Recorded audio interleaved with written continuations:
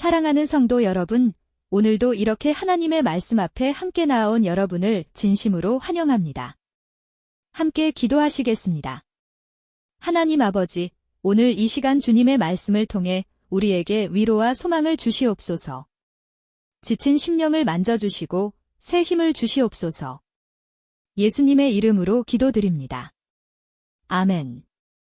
여러분, 오늘 우리가 함께 나눌 이야기는 성경에 나오는 위대한 선지자 엘리야의 이야기입니다. 혹시 여러분 중에 이런 경험 해보신 분 계십니까? 인생에서 큰 일을 성취했는데 그 후에 오히려 허무함이 밀려오는 경험. 오랫동안 열심히 일했는데 은퇴하고 나니 이제 나는 쓸모없는 사람인가 하는 생각이 드는 경험. 가족들을 위해 평생을 헌신했는데 외로움이 찾아오는 경험. 오늘 우리가 만날 엘리야도 바로 그런 사람이었습니다.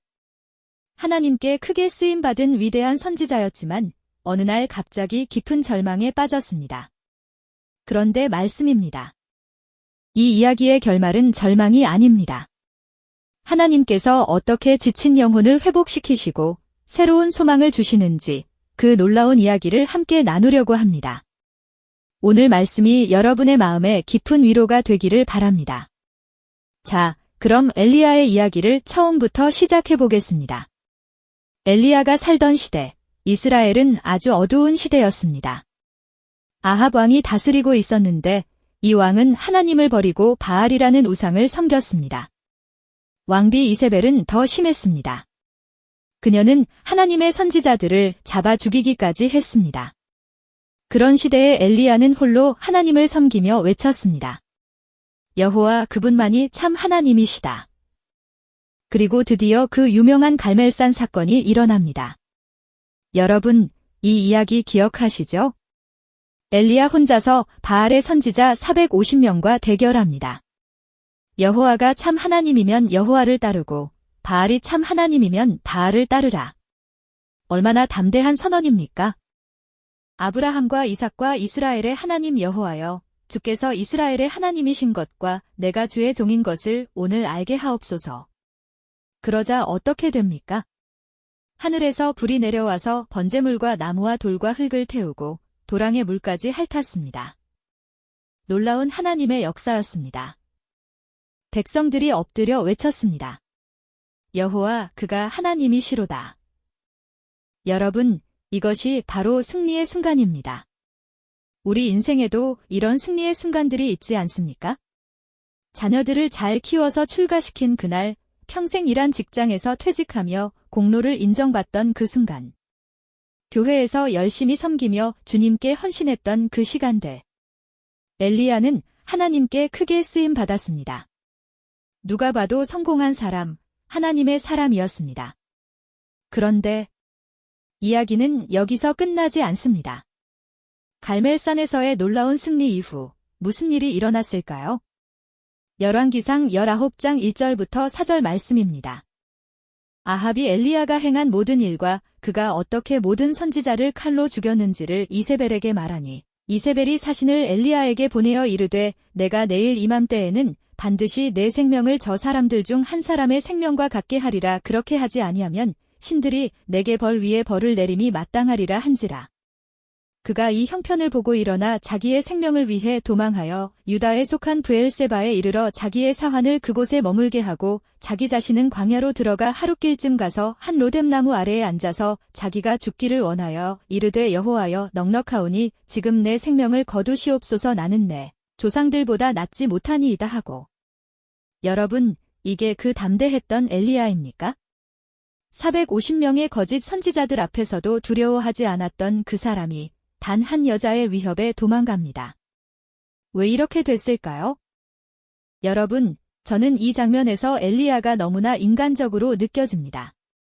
큰 일을 치르고 나면 우리 몸과 마음이 지칩니다. 영적으로, 육체적으로, 정서적으로 완전히 고갈됩니다. 엘리야는 지쳐 있었습니다. 엘리야는 광야로 도망쳤습니다. 로뎀나무 아래 앉아서 기도합니다. 여호와여 넉넉하오니 지금 내 생명을 거두시옵소서. 나는 내 조상들보다 낫지 못하니이다. 여러분, 이 기도가 들리십니까? 하나님, 이제 됐습니다. 저를 데려가 주십시오. 저는 제 조상들보다 나을 것이 없습니다. 이것은 깊은 절망의 기도입니다. 혹시 여러분도 이런 생각 해보신 적 있으십니까? 이제 내 인생은 다 살았어. 나는 이제 쓸모가 없어.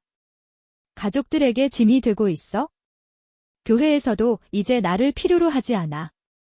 사랑하는 성도 여러분, 오늘 제가 여러분께 꼭 전하고 싶은 말씀이 있습니다. 엘리야 같은 영적 거인도 이렇게 지치고 낙심했습니다. 그것은 약함이 아닙니다. 그것은 인간이라는 증거입니다. 나이가 들수록 몸이 예전 같지 않습니다. 기억력도 떨어지고 기운도 없습니다. 자녀들은 바쁘고 친구들은 하나 둘 떠나갑니다. 외로움이 밀려옵니다. 내가 왜 이렇게 됐을까 하는 생각이 듭니다. 그런데 여러분, 이것이 끝이 아닙니다. 하나님께서 엘리야를 어떻게 대하시는지 보십시오. 이제부터가 진짜 은혜입니다. 열왕기상 19장 5절부터 8절 말씀입니다. 로뎀나무 아래에 누워 자더니 천사가 그를 어루만지며 그에게 이르되 일어나서 먹으라 하는지라. 본즉 머리맡에 숯불에 구운 떡과 한 병 물이 있더라. 이에 먹고 마시고 다시 누웠더니 여호와의 천사가 또다시 와서 그를 어루만지며 이르되 일어나서 먹으라 내가 갈 길을 다 가지 못할까 하노라 하는지라. 이에 일어나 먹고 마시고 그 음식물의 힘을 의지하여 40주야를 가서 하나님의 산 호렙에 이르니라. 여러분, 이 장면 보이십니까? 절망에 빠진 엘리야에게 하나님이 무엇을 하십니까? 꾸짖으십니까? 아닙니다. 내가 왜 그렇게 믿음이 없느냐 책망하십니까? 아닙니다. 하나님은 천사를 보내셔서 엘리야를 저루만지십니다. 그리고 말씀하십니다. 일어나서 먹으라. 얼마나 섬세하신 하나님이십니까? 엘리야에게 지금 필요한 것이 무엇인지 아십니다. 영적인 설교가 아닙니다. 먼저 몸을 돌보셔야 합니다. 먹어라. 마셔라. 쉬어라. 여호와의 천사가 또다시 와서 그를 어루만지며 이르되 일어나서 먹으라. 내가 갈 길을 다 가지 못할까 하노라 하는지라. 이에 일어나 먹고 마시고 그 음식물의 힘을 의지하여 40주야를 가서 보십시오. 여러분, 하나님의 돌보심에는 3단계가 있습니다. 첫째, 먼저 쉬게 하십니다. 엘리야는 지쳐 있었습니다. 하나님은 그것을 아십니다. 일어나서 먹으라. 그리고 다시 누워 쉬어라. 사랑하는 성도 여러분, 나이가 들면 쉼이 필요합니다. 이것은 나약함이 아닙니다. 하나님께서 주신 우리 몸이 휴식을 요구하는 것입니다. 나는 젊었을 때처럼 해야 해 하며 무리하지 마십시오. 쉬는 것도 하나님의 뜻입니다. 둘째, 힘을 회복시키십니다. 여호와의 천사가 또다시 와서 그를 어루만지며 이르되 일어나서 먹으라. 내가 갈 길을 다 가지 못할까 하노라 하는지라. 이에 일어나 먹고 마시고 그 음식물의 힘을 의지하여 40주야를 가서 보십시오. 하나님이 주신 그 떡 하나, 물 한 병으로 엘리야는 40일을 갔습니다. 이것이 하나님의 능력입니다. 여러분, 우리가 연세가 드니까 이것저것 챙겨 먹어야 할 것들이 많아졌습니다. 영양제도 먹고, 약도 먹고, 건강관리도 해야 합니다. 그것도 중요합니다. 하지만 더 중요한 것이 있습니다. 하나님께서 우리에게 주시는 영적인 양식입니다. 말씀을 읽을 때, 기도할 때, 찬송할 때, 하나님은 우리에게 새 힘을 주십니다. 나이가 들수록 우리는 하나님을 더 의지해야 합니다. 그것이 지혜입니다. 셋째, 말씀하십니다. 엘리야가 40일을 걸어서 호렙산에 도착했을 때 하나님께서 물으십니다. 열왕기상 19장 9절입니다. 그가 그곳 굴에 들어가 거기서 머물더니 여호와의 말씀이 그에게 임하여 이르시되 엘리야야, 내가 여기서 무엇을 하느냐? 이것은 정보를 구하는 질문이 아닙니다. 하나님은 다 아십니다. 이것은 엘리야로 하여금 자신의 마음을 드러내게 하시는 질문입니다. 대화를 시작하시는 것입니다. 여러분, 하나님은 우리와 대화하기를 원하십니다. 하나님, 저는 지금 이런 마음입니다. 하나님, 저는 외롭습니다. 하나님, 저는 쓸모없다고 느껴집니다. 솔직하게 말씀드려도 됩니다. 하나님은 우리의 아버지이십니다. 사랑하는 성도 여러분, 하나님의 돌보심은 이렇게 섬세합니다. 먼저 우리를 쉬게 하시고 힘을 회복시키시고 우리와 대화하십니다. 나이가 드는 것은 하나님께서 멀어지는 것이 아닙니다. 오히려 하나님의 세밀하신 손길을 더 깊이 경험하는 시간입니다. 우리가 약할 때 하나님의 능력이 온전하게 나타납니다. 이제 우리는 이 이야기의 가장 아름다운 장면을 만나게 됩니다. 열왕기상 19장 11절부터 13절 말씀입니다.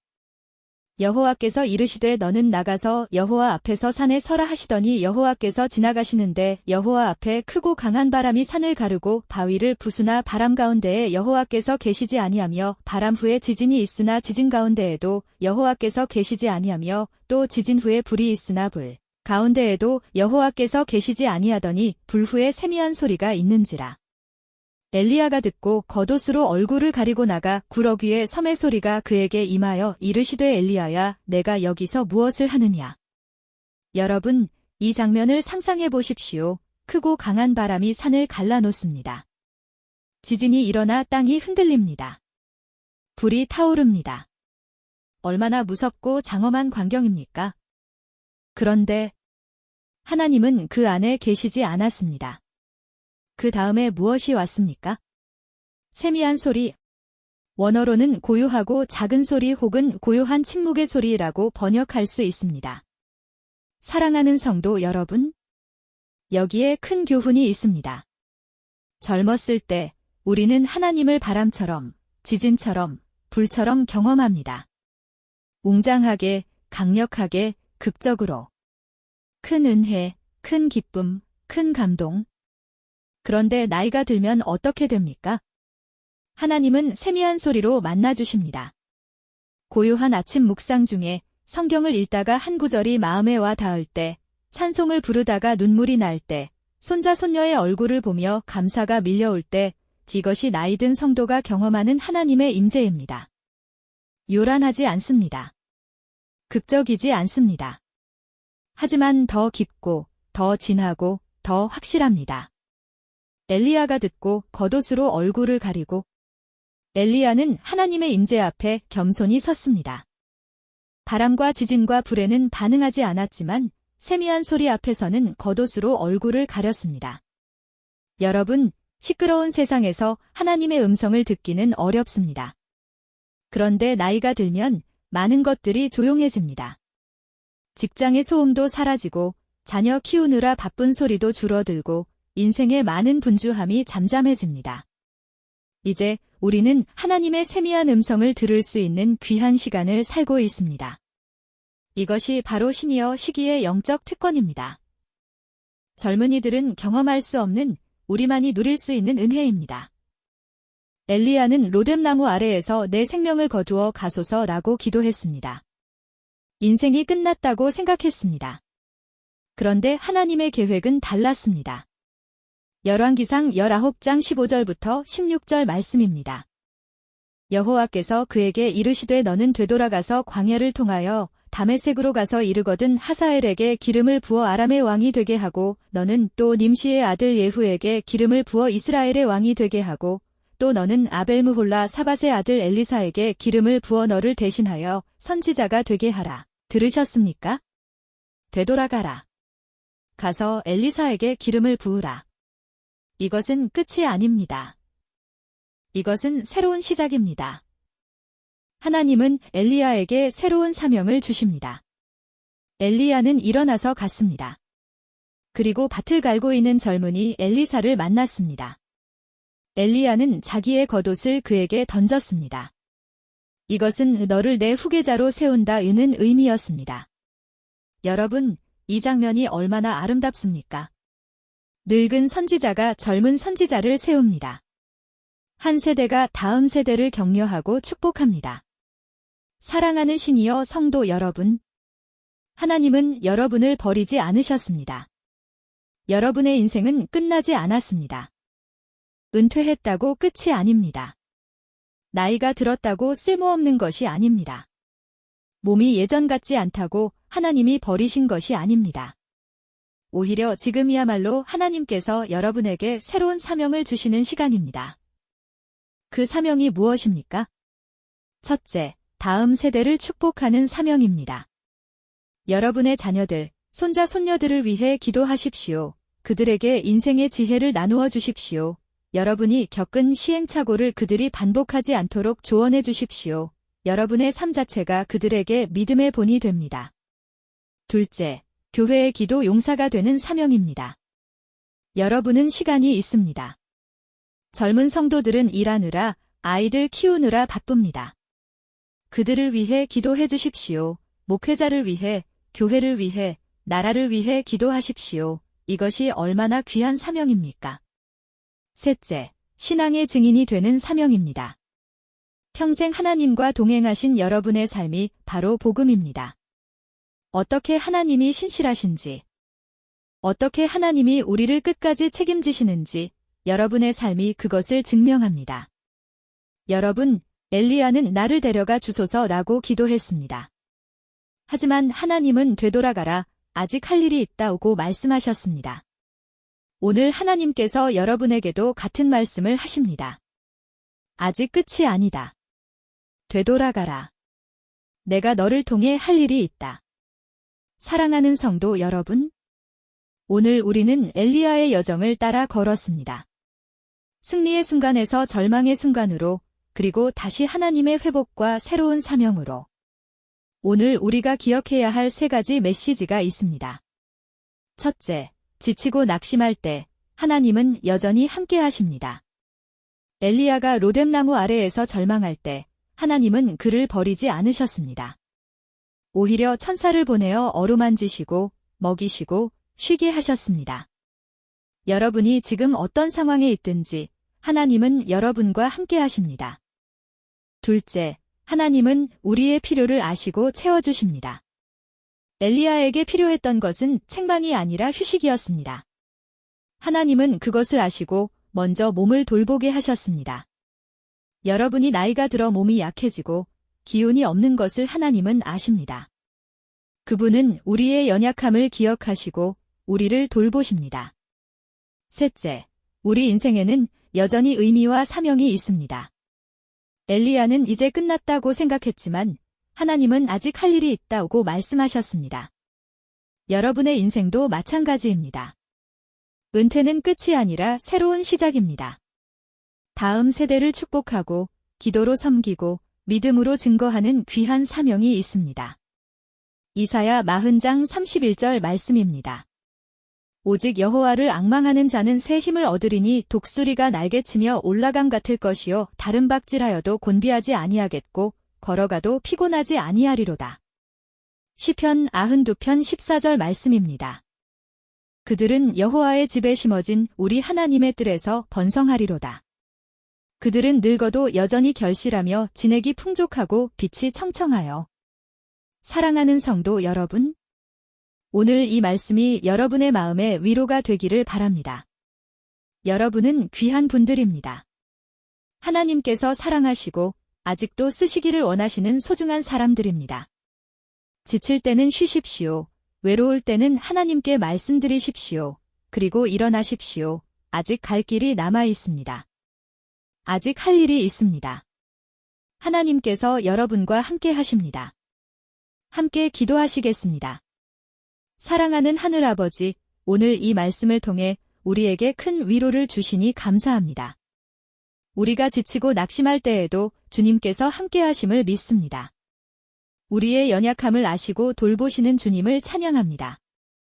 이제 우리로 하여금 새 힘을 얻게 하시고 주님께서 주신 사명을 기쁨으로 감당하게 하옵소서. 우리의 남은 생애가 주님께 영광 돌리는 삶이 되게 하옵소서. 다음 세대를 축복하고 기도로 섬기며 믿음으로 증거하는 우리가 되게 하옵소서. 예수님의 이름으로 기도드립니다. 아멘.